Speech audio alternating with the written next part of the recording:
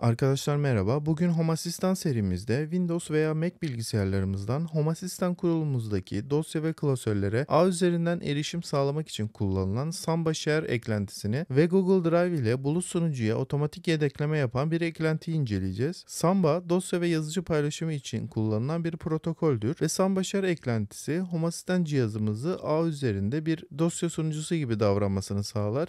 Bu eklenti sayesinde kurulumuzdaki dosyaları ağımızdaki diğer cihazlarla paylaşabilir, yapılandırma dosyalarımızı kolayca düzenleyebilir, yedekleyebilir veya değişiklik yapabiliriz. Özellikle yedekleme dosyalarımızı bilgisayarımıza kopyalama ve düzenleme konusunda bize büyük bir kolaylık sağlayacak. Bu şekilde Home Assistant dosyalarımıza rahatça erişebilir, yedekleme yapabilir ve kolayca düzenleyebiliriz. Lafı daha fazla uzatmadan anlatıma geçelim. Evet, öncelikle Samba Share eklentimizi kuralım. Bunun için ayarlar, eklentiler ve eklenti mağazasına geliyoruz. Burada Samba Share uygulamamız gözüküyor. Eğer sizde gözükmüyorsa buraya direkt Samba Share yazarak çıkabilir. Eklentimize tıklıyoruz ve buradan yükle diyoruz. Eklentimiz kurulduktan sonra üst tarafta bulunan yapılandırma sekmesine geliyoruz ve buradan bir kullanıcı adı şifre oluşturuyoruz. Bu Home Assistant'ta kullandığımız kullanıcı adı şifre değildir. Burada ayrı bir kullanıcı adı şifre oluşturuyoruz. Burayı istediğinizi yazabilirsiniz yani. Ben buraya YouTube Samba yazıyorum. Ve şifremi de aynı yapıyorum. Ve aşağıya gelip kaydet diyoruz. Daha sonrasında Home Assistant'ımızı yeniden başlatıyoruz. Home Assistant'ımız yeniden başladı. Tekrar ayarlar, eklentiler ve Samba Share uygulamasına geliyoruz ve başlat diyoruz. Ve Samba Share uygulamamız başladı. Bu işlem biraz sürebilir. Sabırla bekleyin. Yaklaşık 1 dakika içinde uygulama başlayacaktır. İlk başlatma olduğu için bu kadar uzun sürüyor. Daha sonrasında üst tarafta bulunan doküman sekmesine geliyoruz. Burada Windows kullananlar için 2 ters slash ve IP adres şeklinde girmemiz gerekiyor ve macOS kullananlar için ise smb 2 nokta üst üste 2 slash ve IP adres şeklinde artık Home Assistant dosyalarımıza ulaşabiliriz. Ben Windows kullandığım için bu şekilde kullanacağım. Bir bakalım nasıl yapıyoruz. Ve Windows'ta herhangi bir klasöre girdikten sonra bu kısma 2 ters slash ve IP adresimizi giriyoruz. Ve Enter diyoruz. Burada az önce Samba Share uygulamasında oluşturduğumuz kullanıcı adı ve şifreyi giriyoruz. İsterseniz daha sonra tekrar sormaması için anımsa diyebilirsiniz ve tamam diyoruz. Bu şekilde artık Home Assistant dosyalarımıza ulaşmış olduk. Buradan Configuration YAML dosyamız, www klasörümüz. Bunları daha önceki videolarda oluşturmuştuk hatırlarsanız. Medya klasörümüz ve yedekleme klasörümüz burada. Buradan en son oluşturduğumuz yedeklemeler mevcut. Buradan sürükle bırak diyerek bilgisayarımıza kopyalayabiliriz. Veya bilgisayarımızdaki yedekleme dosyasını tekrar buraya atabiliriz. Bu şekilde Home Assistant dosyalarımıza lokal olarak erişmiş olduk. Yalnız şunu da söylemeyi unutmayın. Bu dosyalara ulaşmak için Home Assistant'ımızla aynı ağda olmamız gerekiyor. Aynı ağdaysak Home Assistant'ın lokal dosyalarına bu şekilde ulaşabiliriz. Ve buradan düzenleme yapabiliriz. Hatta Home Assistant'ımız lokal dosyaları için bir kısa yol oluşturalım. Bunun için masa üstünde yeni kısa yol diyoruz. Buraya yine aynı şekilde ters slash ve IP adresimizi yazıyoruz. Ve sonraki dedikten sonra buraya istediğinizi yazabilirsiniz. Ve bu şekilde herhangi bir klasöre girermiş gibi lokal dosyalara girebiliyoruz. Ayrıca Home Assistant'ımızı manuel olarak yedeklemek için ayarlar, sistem ve yedekler kısmına geliyoruz.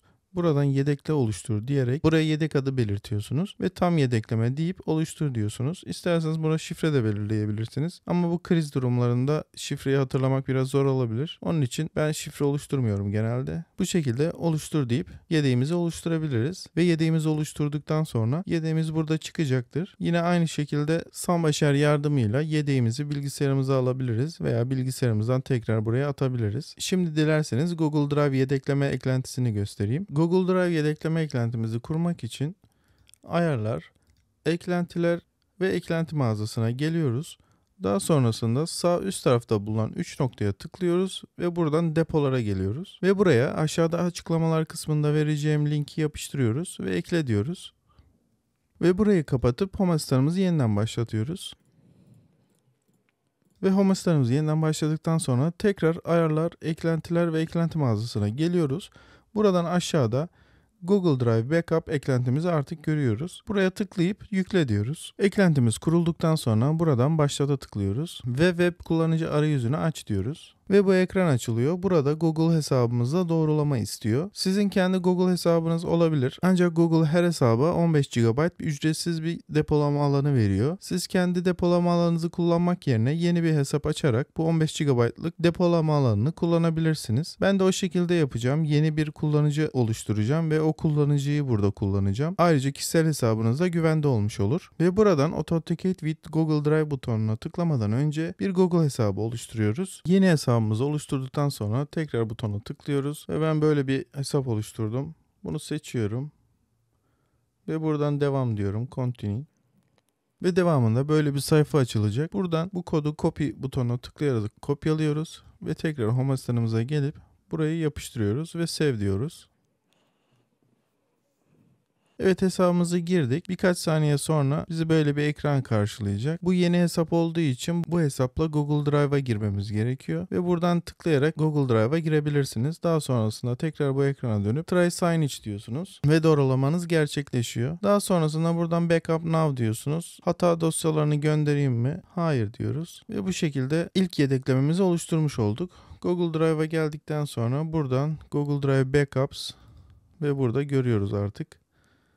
Şimdi bunu otomatikleştirelim. Sağ üstte bulunan Settings'e geliyoruz.